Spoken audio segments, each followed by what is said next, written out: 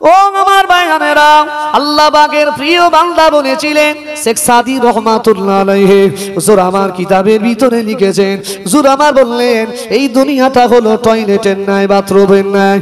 ও ভাইয়ানেরা, দুনিয়া করতে হবে, বাজারে আমার আপনার যেতে হবে, তবে বাজারে অতক্ষণ থাকবেন যতক্ষণ আপনার প্রয়োজন। বাজার মিটে যাবে, বাজারের দুর্গন্ধ আপনি আর নাকে টানবেন না, বাজার আপনার মিটে যাবে, আপনি বাড়ি চলে আসবেন, বাড়ি চলে আসবেন। ও ভাইজানেরা, আজ আমরা নিজেকে মুসলমান বলে দাবি করি, তবে মসজিদ হলো আল্লাহর ঘর, রহমতের জায়গা। আমরা মসজিদে যখন যাই, ইমামের নামাজের ভিতরে যদি 5টা মিনিট সময় বেশি চলে যায়, আমাদের পক্ষ থেকে ইমামের বিরুদ্ধে কথা ওঠে। ওঠে না? ওঠে না? ও ইমাম সাহেব, আপনার সময়টা বেশি লেগে যাচ্ছে, আমাদের অনেক কাজের অসুবিধা হয়ে যাচ্ছে, আপনি সময়টা কমিয়ে দেন, কমিয়ে দেন।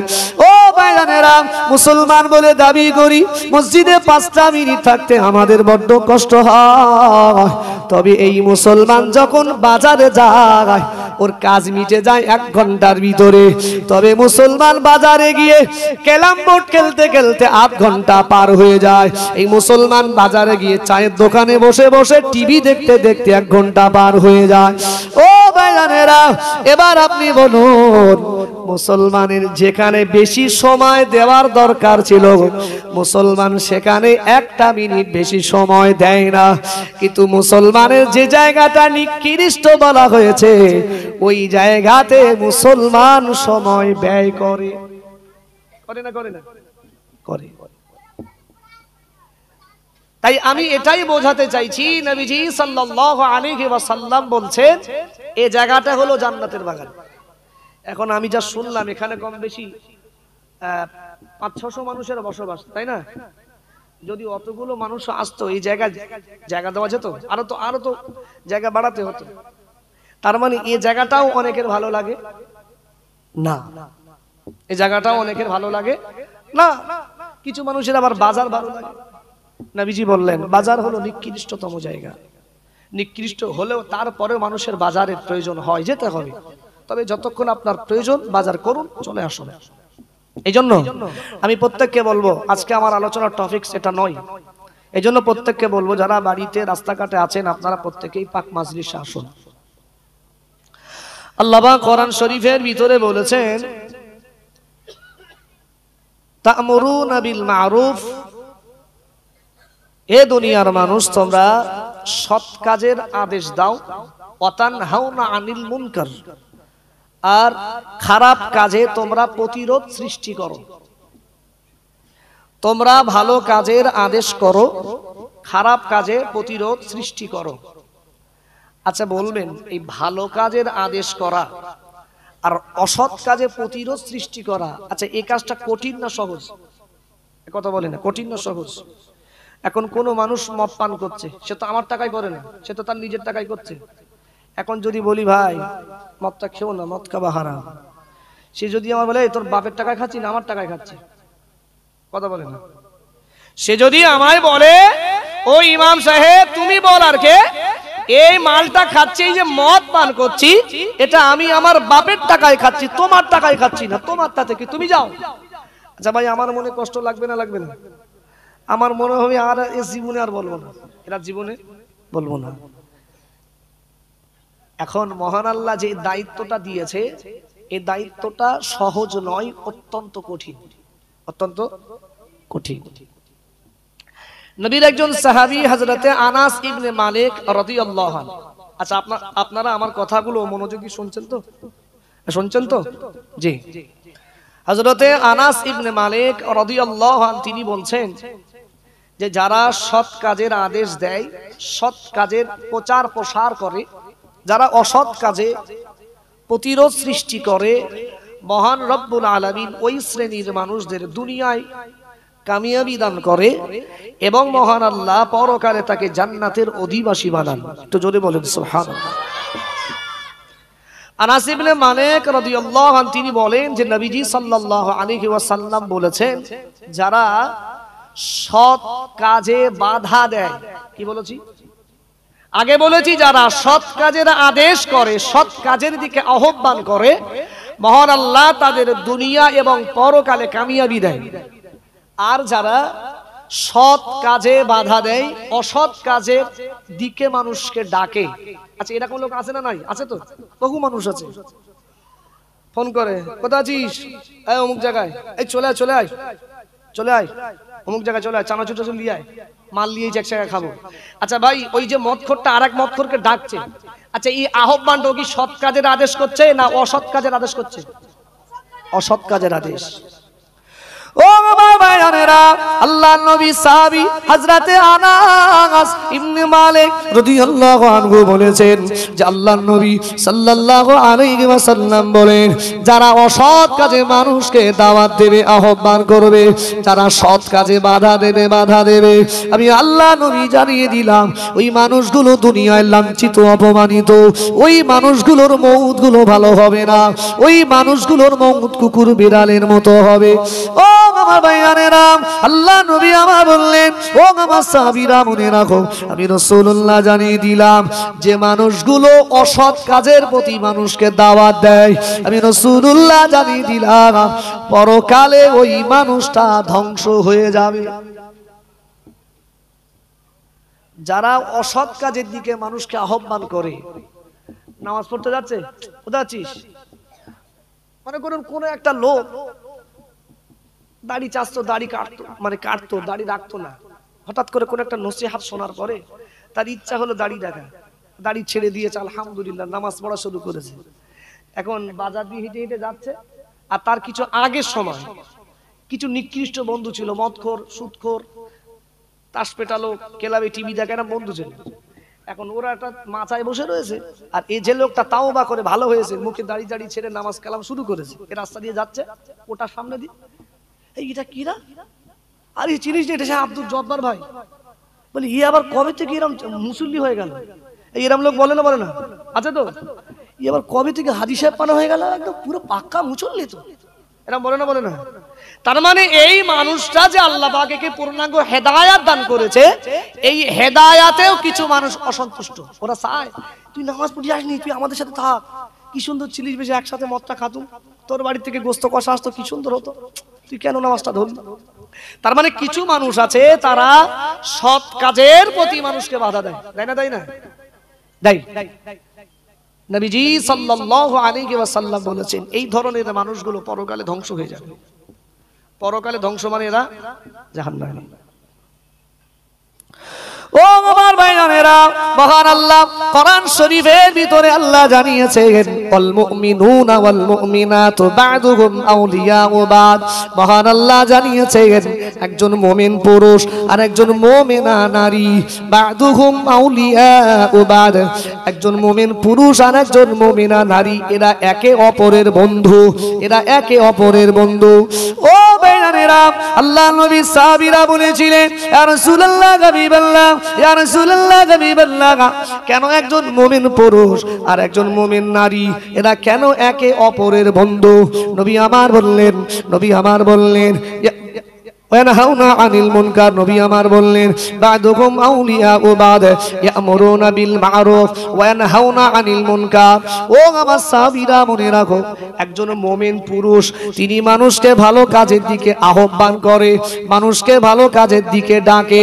ও আমার সাহাবীরা মনে রাখো, আর একজন মুমিনা নারী যার ভিতরে পূর্ণাঙ্গ ঈমান রয়েছে, ওই মুমিনা নারীটাও নারীদেরকে ভালো কাজের দিকে ডাকে। এই দুই শ্রেণীর পুরুষ এবং মহিলা মানুষকে ভালো কাজের দিকে আহ্বান করার কারণে এরা একে অপরের বন্ধু হয়ে গেল। জোরে বলেন সুবহানাল্লাহ, আরো জোরে বলেন সুবহানাল্লাহ। আল মুমিনুন আল মুমিনাত, একজন মুমিন পুরুষ আর একজন মুমিনা নারী, এরা একে অপরের বন্ধু। কেন বন্ধু? কোন দিক দিয়ে এদের মিল আছে? নবীজি বললেন যে মহান আল্লাহ জানিয়েছেন ইয়ামুরুনা বিল মারুফ, এরা দুইজনই মানুষকে সৎ কাজের আদেশ করে, ওয়া ইয়ানহাউনা আনিল মুনকার, আর এরা খারাপ কাজে প্রতিরোধ করে। এই জন্য এরা একে অপরের বন্ধু। ও আমার ভাইয়েরা, মহান আল্লাহ আমার পরের আয়াতে মহান আল্লাহ জানিয়েছেন ওয়াল মুনাফিকুনা, একজন মুনাফিক পুরুষ, ওয়াল মুনাফিকাতু বা'দুহুম মিন বা'দ, একজন মুনাফিক পুরুষ আর একজন মুনাফিক নারী, তারাও কিন্তু একে অপরের বন্ধু। কি বলুন? একজন মুমিন একজন মুমিনা, এরা একে অপরের বন্ধু। কেন বন্ধু? তাদের দুইজনের কাজ হলো মানুষদেরকে ভালো কাজের দিকে ডাকা। মহান আল্লাহ আবার পরের আয়াতে বলছেন ওয়াল মুনাফিকুন, মুনাফিক পুরুষ, ওয়াল মুনাফিকাতু, একজন মুনাফিক নারী, এরাও কিন্তু একে অপরের বন্ধু, এরাও একে অপরের বন্ধু। তবে ভাই মুমিন আর মুমিনা যে বন্ধু, আর মুনাফিক আর মুনাফিকা যে বন্ধু, আচ্ছা এই দুই বন্ধুর ভিতরে পার্থক্য আছে না নাই? আছে তো? আছে। মুমিনদের কাজ হলো কি? মুমিনদের কাজ হলো মানুষদেরকে ভালো কাজের আদেশ করা। আর মুনাফিকদের কাজ হলো কি? মুনাফিকদের কাজ হলো মানুষদেরকে ভালো কাজে বাধা দেওয়া, ভালো কাজে বাধা দেওয়া, অসৎ কাজের দিকে আহ্বান করা। এটা মুনাফিকদের কাজ। কাদের কাজ? মুনাফিকদের কাজ। জি ভাই, কিতাবের ভিতরে এসেছে এর দায়িত্বটা অত্যন্ত কঠিন, অত্যন্ত কঠিন, সৎ কাজের আদেশ করা। তবে কিতাবের ভিতরে এসেছে আল্লাহর একজন প্রিয় বান্দা ওমর ইবনে আব্দুল আজিজ রাহমাতুল্লাহ আলাইহি, তিনি তার কিতাবের ভিতরে লিখেছেন, তিনি বলছেন পৃথিবীতে কোনো মানুষ যদি গোপনে গোনা করে, কি করে? গোপনে। মনে করুন কেউ গোপনে গোপনে রাতের বেলা গোনা করছে, আচ্ছা ওই গোনা তো আমরা দেখতে পাচ্ছি না, দেখতে পাচ্ছি কি? দেখতে পাচ্ছি না। তিনি বলছেন কোন মানুষ গোপনে গোনা করলে ওই শাস্তিটা শুধু ওই একা পাবে, যেহেতু ওই গোনা কেউ দেখতে পায় না বলে, ওর গোনার কারণে ওই শাস্তিটা ওই একা পাবে। তবে যদি কোন গোনা ও প্রকাশ্যে করে, দিনের আলোতে করে, যে গোনাটা এলাকার মানুষ নিজে চোখে দেখতে পাচ্ছে, কি বললাম? একটা হলো গোপনের গোনা, একটা হলো প্রকাশ্যের গোনা। গোপনের গোনা কেউ জানে না বলে মহান আল্লাহ যে গোনা করবে তাকে শাস্তি দেবে। কিন্তু প্রকাশ্যের যদি কোনো গোনা হয়, প্রকাশ্যের যদি কোনো গোনা হয়, যে গোনাটা এলাকার মানুষ দেখে, অনেকে মানুষ কি করে? গোনা করে, অন্যায় করে, আমরা কি করি? ও যা করে করে পাশ কাটিয়ে আমরা চলে যাই, যাই না? তাহলে ওর গোনাটা আমরা দেখতে পাচ্ছি না? পাচ্ছি না? পাচ্ছি, কিন্তু আমরা পাশ কাটিয়ে চলে যাই, কিছু বলি না, ও যা করে করুক, আমার মাথা ঘামিয়ে লাভ নেই। হয় না? হয় না? হয়। ও আমার ভাইয়েরা, আল্লাহ পাকের বান্দা বললেন, হযরতে ওমর ইবনে আব্দুল আজিজ রাহমাতুল্লাহ আলাইহি বললেন, প্রকাশ্যের কোন গোনা যদি এলাকাবাসী দেখার পরে, এলাকাবাসী যদি তাদের বাধা সৃষ্টি না করে, এলাকার মানুষ যদি তাদের গোনা করা থেকে প্রতিরোধ সৃষ্টি না করে, মহান রব্বুল আলামিন আল্লাহ যে মানুষটা গোনা করেছে সে যতটা শাস্তি পাবে, আর যে মানুষগুলো দেখার পরে ভুলটা উপেক্ষা করে চলে যায়, মহান আল্লাহ ওই মানুষদেরকেও একই শাস্তি দেবে। তাহলে যে গোনা করছে আমি দেখছি, কিন্তু আল্লাহ বললেন তোমরা কি করো? সৎ কাজের আদেশ দাও, আর অসৎ কাজ হতে দেখলে তোমরা নিষেধ করো। এটা প্রত্যেকটা মুসলমানের জন্য ফরজ। এখন কোন মানুষ অন্যায় করছে, আমি দেখছি, দেখার পরেও তার পাশ কাটিয়ে চলে যাচ্ছি, ঝামেলায় জড়ানোর দরকার আমার নাই। আল্লাহ পাকের বান্দা ওমর ইবনে আব্দুল আজিজ রাহমাতুল্লাহ আলাইহি তিনি বলছেন, কোন মানুষ যদি গোনা দেখার পরে তার পাশ কাটিয়ে চলে যায়, যে মানুষ গোনা করেছে সেও শাস্তির উপযুক্ত হয়, যে গোনা থেকে পাশ কাটিয়ে চলে যায় সেও শাস্তির উপযুক্ত হয়ে যায়। ও ভাইরা, মনে রাখুন, একটা দৃষ্টান্ত আপনাদেরকে বলি, ঠান্ডা মাথায় শ্রবণ করুন। আল্লাহ পাকের একজন নবী ছিলেন হযরতে ইউসা ইবনে নুন আলাইহিস সালাম। নাম শুনেছেন তো? ইউসা ইবনে নুন, নবী ইউসা আলাইহিস সালাম শুনেছেন তো? ও আমার ভাইরা, মনে রাখুন, আল্লাহ পাকের একজন প্রিয় নবী ছিলেন ইউসা ইবনে নুন আলাইহিস সালাম। একটা দিন মহান আল্লাহ জিবরাইল আমিন আলাইহিস সালামকে পাঠিয়েছিলেন, আয় আমার ফেরেশতা জিবরাইল, চলে যাও, আমার নবী ইউসা দরবারে চলে যাও, আমার নবী ইউসার কাছে চলে যাও। ও বেয়ানেরা, আল্লাহ ফেরেশতা জিবরাইলকে বলে দিয়েছিলেন, ও আমার ফেরেশতা জিবরাইল, আমার ইউসাকে জানিয়ে দাও, এ নবী ইউসা, আপনার কওমের ভিতর থেকে 40,000 নেককার বান্দা বান্দিকে আমি আল্লাহ ধ্বংস করে দেব, আর 60,000 গুনাহগারদেরকে আমি আল্লাহ ধ্বংস করে দেব। ও বেয়ানেরা, আল্লাহ পাকের নবী হযরত ইউসা ইবনে নূন আলাইহিস সালাম বলেছিলেন, আল্লাহ পাক গুনাহগারদের ধ্বংস করবেন, বদকারদের ধ্বংস করবেন, এটা তো কমন ব্যাপার। কেন না, যারা পৃথিবীতে গুনাহ করে, পৃথিবীতে নাফরমানি করে, এটা তো বুঝতে পারলাম তাদের নাই ধ্বংস করবেন। তবে পৃথিবীর জমিনেতে 40,000 নেককারকে ধ্বংস করবেন। কিন্তু আপনি বলেছেন নেককারদেরকে আল্লাহ পাক আপনি হেফাজত করেন, কিন্তু আপনি বলছেন 40,000 নেককারদেরকে আল্লাহ আপনি শাস্তি দেবেন। এই নেককারদের কেন শাস্তি দেবেন, এটাই আমি জানতে চাই। আপনি 40,000 60,000 বদকারদের শাস্তি দেবেন, ঠিক আছে, তারা গুনাহ করেছে, তারা অপরাধ করে, তারা নাফরমানি করে, তারা শিরিক করে, তাদের শাস্তি দেবেন, এটা কমন ব্যাপার। তবে আপনি নেককারদের শাস্তি দেবেন, এটা তো একটা কেমন লাগছে, ডাউট লাগছে। নেককারদের কেন শাস্তি দেবেন? তারা তো আপনার কাজ করে, তারা তো আপনার দাসত্ব করে, তারা তো আপনার গোলামি করে, আপনি তাদের কেন শাস্তি দেবেন? ও আমার ভাইরা, মহান আল্লাহ জিবরাইল আমিন আলাইহিস সালামকে বলেছিলেন, আয় আমার ফেরেশতা জিবরাইল, তুমি একটুখানি আমার নবী ঈসাকে জানিয়ে দাও, আমি মহান রব্বুল আলামিন আল্লাহ জানিয়ে দিলাম, আমি মহান রব্বুল আলামিন আল্লাহ জানিয়ে দিলাম, গুনাহগাররা যখন গুনাহ করে, এই 40,000 নেককার, এরা শুধু নিজে নামাজ পড়ে, এরা শুধু নিজে ইবাদত করে, আর এদের সামনে ওই 60,000 গুনাহগার যখন গুনাহ করে, এরা সব সময়ের জন্য নিজেকে পরিষ্কার রাখার জন্য ওদের দিকে পাশ কাটিয়ে চলে যেত। ও ভাইজানেরা, মহান আল্লাহ জানিয়েছিলেন, এই 40,000 মুমিন, 40,000 নেককার, এরা যদি ওই গুনাহগারদের গুনাহ করার সময় প্রতিরোধ সৃষ্টি করত, তাহলে 60,000 মানুষের ভিতর থেকে অনেকেই ঈমানদার হয়ে যেত, অনেকেই আল্লাহওয়ালা হয়ে যেত। এই 40,000 নেককার, এরা শুধু নিজেরা জাহান্নামা থেকে বাঁচার জন্য, এরা শুধু নিজেরা ইবাদত করেছে, আমি আল্লাহ আমার গোলামি করেছে, আমি মহান রব্বুল আলামিন আল্লাহ জানিয়ে দিলাম, শুধু নিজে ইবাদত করলে হবে না, অপরজন কেউ যদি গুনাহ করে নিজে চোখে দেখো, তুমি অবশ্যই তার গুনাহ করা থেকে প্রতিরোধ সৃষ্টি করো। যদি তুমি সৃষ্টি না করো, মহান আল্লাহ জানিয়েছেন, তোমার নামাজ, তোমার রোজা, তোমার হজ, তোমার যাকাত জান্নাতে নিয়ে যেতে পারবে না। কেননা একজন গুনাহগার গুনাহ করলে তুমি যদি কিছু না বলো, তাহলে তুমি ওই গুনার ভাগীদার হয়ে গেলে।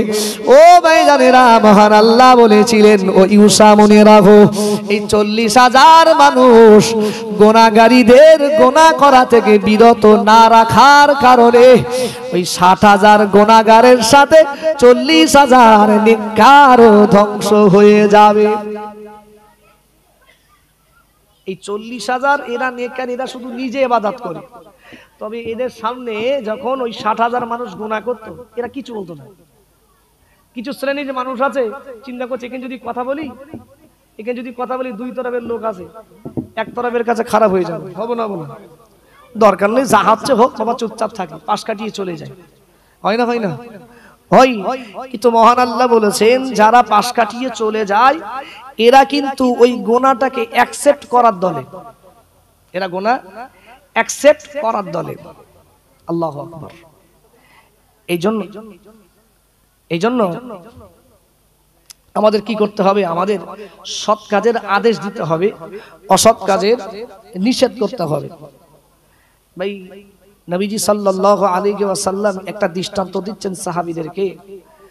নোমান ইবনে বাশির রাদিয়াল্লাহু আনহু তিনি বলছেন যে নবীজি সাল্লাল্লাহু আলাইহি ওয়াসাল্লাম তিনি আমাদেরকে একটা দৃষ্টান্ত শোনাচ্ছেন, জি ও আমার সাহাবীরা মনে রাখো, যারা অসৎ কাজ দেখে তবে তারা নিষেধ করে না, এরা হলো ওই 3 মানুষের মতো। কোন 3 মানুষ? নবীজি দৃষ্টান্ত দিচ্ছেন, ওই 3 মানুষ কারা?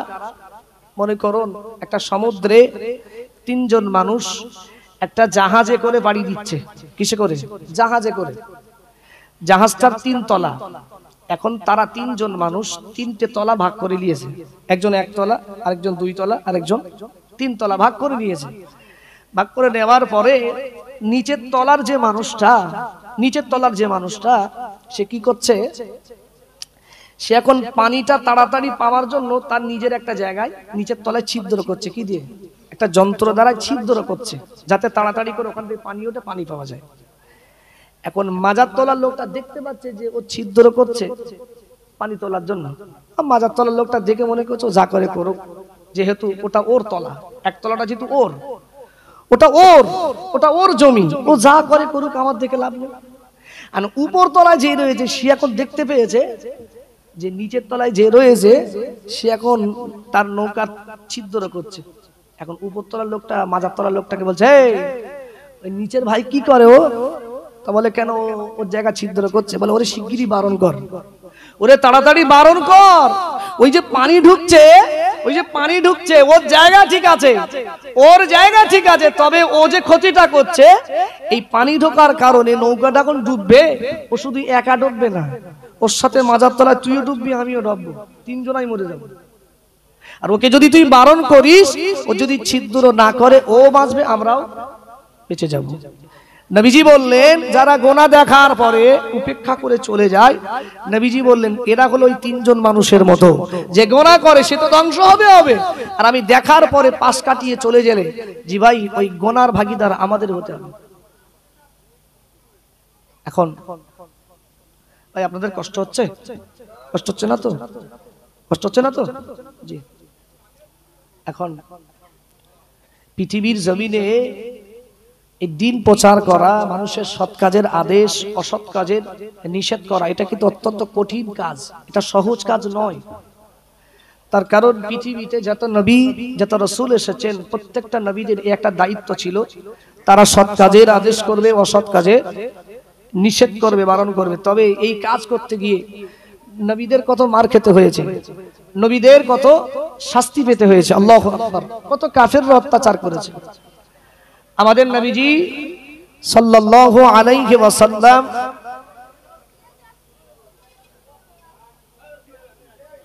কি হচ্ছে,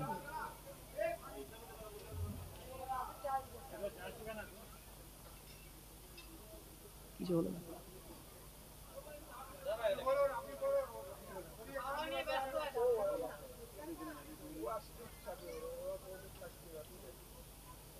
শেষ করে দেবো নাকি বলছে?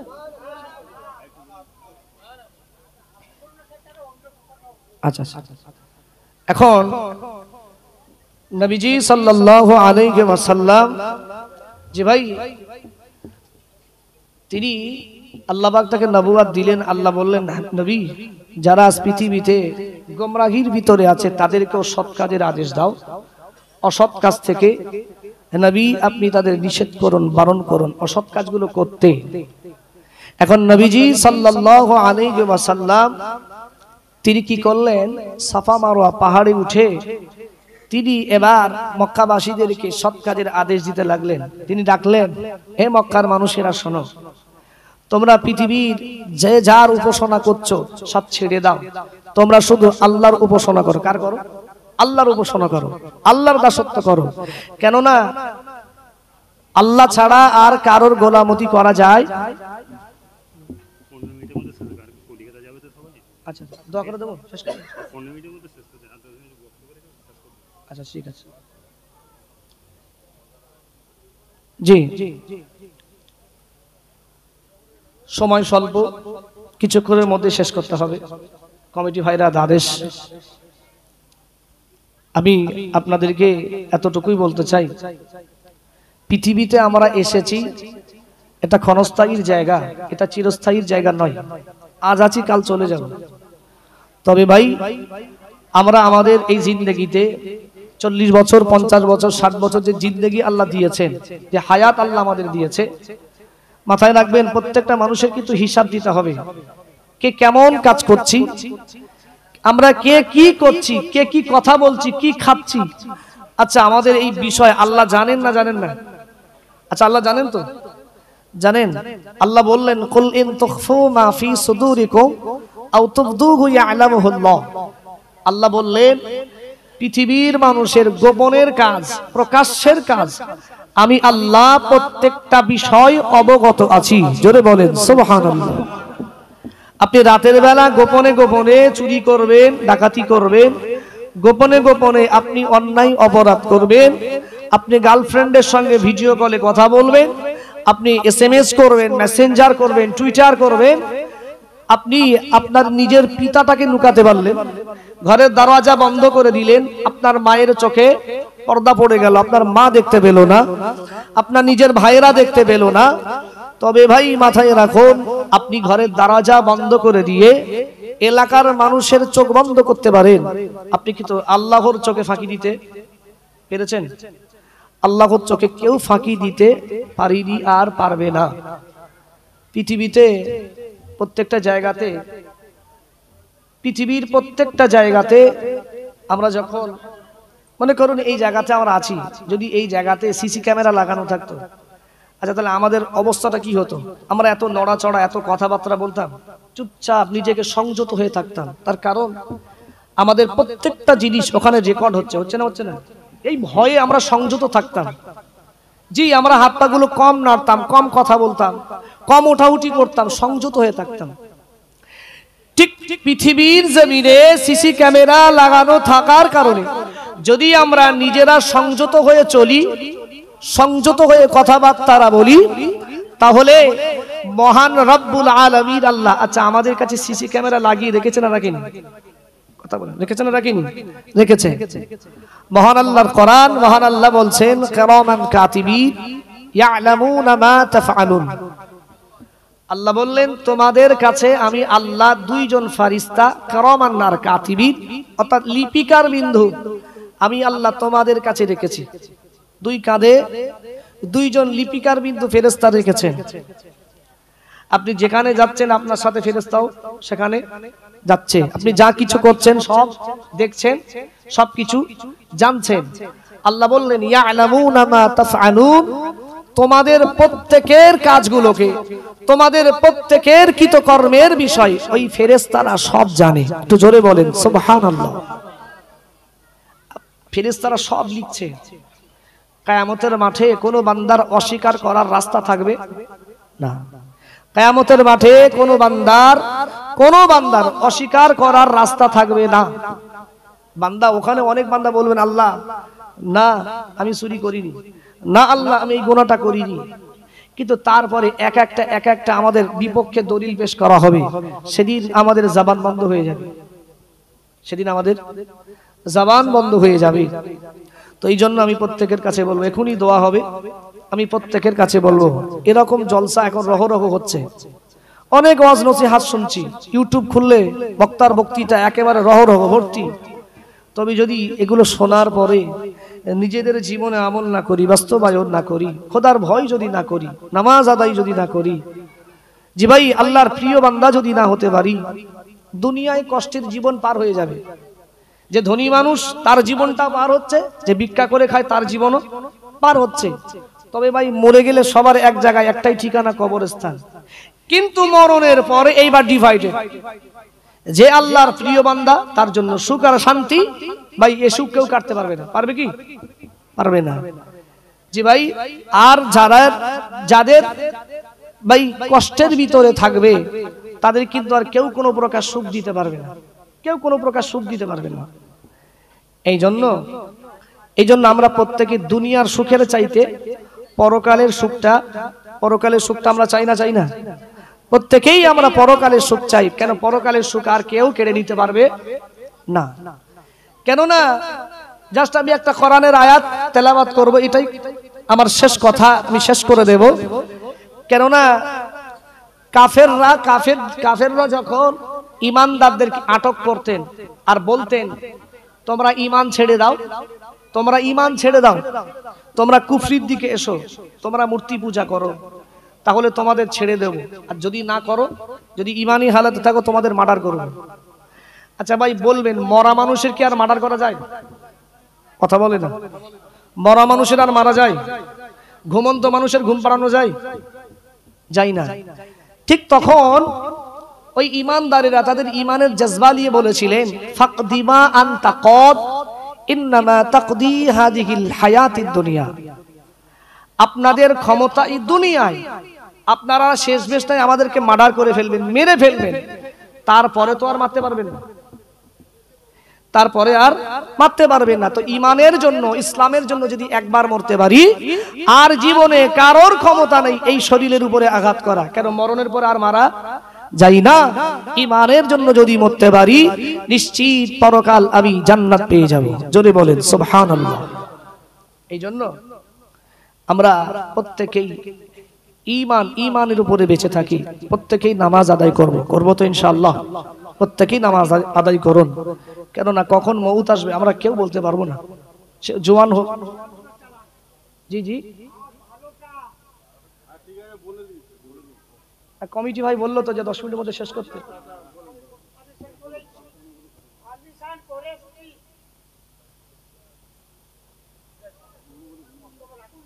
আচ্ছা আচ্ছা,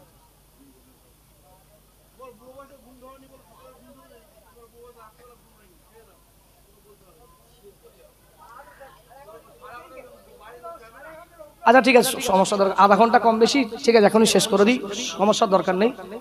যে ভাই আমরা যা কিছু শুনেছি, যা বলেছি, আল্লাহ আমাদের শোনা বলার থেকে আমল করবার তৌফিক দান করেন। সকলে বলি আল্লাহুম্মা আমিন।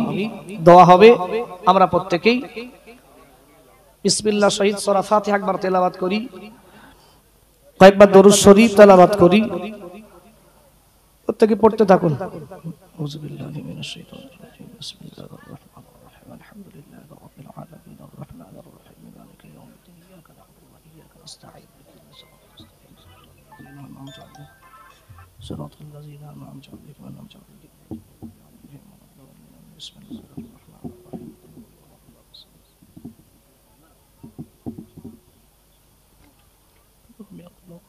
بسم الله.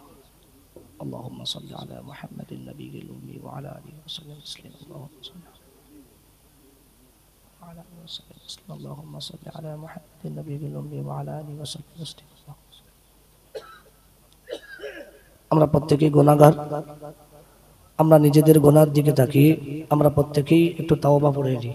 আউযু বিল্লাহি মিনাশ শাইতানির রাজীম, বিসমিল্লাহির রহমানির রহিম, আস্তাগফিরুল্লাহ রাব্বি মিন কুল্লি যামবি ওয়া আতুবু ইলাইহি, লা হাওলা ওয়ালা কুওয়াতা ইল্লা বিল্লাহিল আলিয়্যিল আযীম। আশহাদু আন লা ইলাহা ইল্লাল্লাহু ওয়াহদাহু লা শারীকা লাহু وأشهد أن محمدا عبده ورسوله. لا إله إلا الله محمد رسول الله صلى الله عليه وسلم. اللهم آمين. الحمد لله رب العالمين والعاقبة للمتقين والصلاة والسلام على سيد الأنبياء والمرسلين وعلى آله وأصحابه أجمعين. ربنا ظلمنا أنفسنا وإن لم تغفر لنا وترحمنا لنكونن من الخاسرين. ربنا لا تزغ قلوبنا بعد إذ هديتنا وهب لنا من لدنك رحمة إنك أنت الوهاب. রব্বুল আলামিন আল্লাহ ইশার নামাজ আদায় করবার পরে আল্লাহ পাক আমরা প্রত্যেকে এমন একটি কোরআন হাদিসের মাঝমাতে এসে বসেছি। আল্লাহ আমরা প্রত্যেকেই সন্ধ্যা থেকে নিয়ে যাবত পর্যন্ত অনেক আলেমে দ্বীন কোরআন হাদিসের আলাপ আলোচনা করেছেন। আল্লাহ ও রব্বুল আলামিন আল্লাহ আল্লাহ পাক আলোচনার ভিতরে ভুল ত্রুটি বেয়াদবি যা হয়েছে গো মাবুদ, আল্লাহ পাক আপনার গাফুর গাফফার নামের ওসিলায় মাফ করে দিন। আল্লাহ আল্লাহ পাক আজকে দিনে ইন্তেজামকে কবুল করুন। ও আমার আল্লাহ আজকে দিনে আমার কমিটি ভাইয়েরা এতগুলো মানুষের জন্য মেহমানদারির ব্যবস্থা করেছেন। আল্লাহ পাক আপনি আজকে দিনের মেহমানদারিকে কবুল করুন। ও আল্লাহ যা সওয়াব দান করেন বেশুমার বাড়িয়ে দিকে বিশ্ব নবী বিশ্ব নেতা নবী মুহাম্মদুর রাসূলুল্লাহ সাল্লাল্লাহু আলাইহি ওয়াসাল্লাম বিশ্ব নবী দরবারে সওয়াব পৌঁছে দিন। বিশ্ব নবীর ওসিলায় পৃথিবীর জমিনে ডাইনে বামে সামনে পিছনে যত আপনার প্রিয় মাহবুব বান্দা বান্দীরা চলে গেছেন প্রত্যেকের দরবারে সওয়াব পৌঁছে দিন।